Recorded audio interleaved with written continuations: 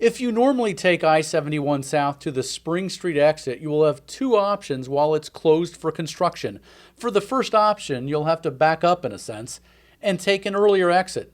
Normally you pass the Fifth Avenue exit, but instead, go ahead and take that exit. Once you're off the highway, turn right and drive one block. That will take you to Cleveland Avenue. Turn left there and take that down to campus. It'll take just a couple of minutes. Now back to I-71 South for the other options. In this case, you'll go ahead and pass what used to be the Spring Street exit, which is now under construction and doesn't look anything like it used to. Since traffic on I-71 can't access Spring Street, you take the next exit, which is Broad Street. At the end of the exit, turn right onto Broad Street. This is where you will now have several options, two for students and one for everyone, students, staff, and visitors. We'll get to the student-only parking in a minute. First, the easiest route is the one that's for everybody. After you've turned right onto Broad Street, drive down to the second traffic light. That's where you'll see orange signs posted for the Spring Street detour. That's also the Cleveland Avenue intersection. Turn right at that second light onto Cleveland Avenue.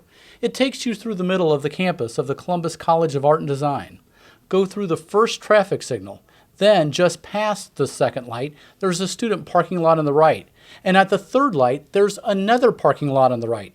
It has student parking and visitor parking. For visitors, there are parking meters up at the front of that lot, closer to the main campus. Now, if you continue on Cleveland Avenue through another light, you'll be able to find more staff and student parking. Here's how. Just a few feet past the crosswalk in the middle of Cleveland Avenue, turn right. That's Grove Street.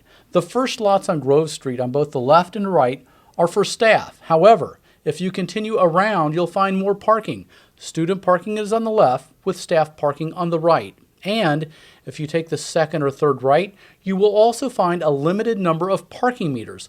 All of those are for visitors.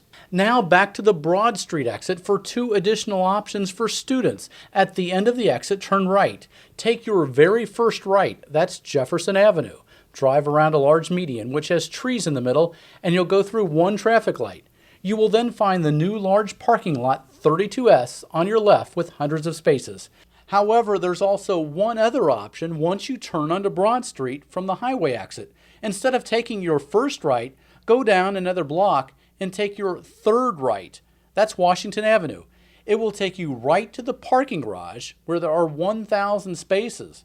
Keep in mind, it often fills up by 10 or 11 a.m. during the week.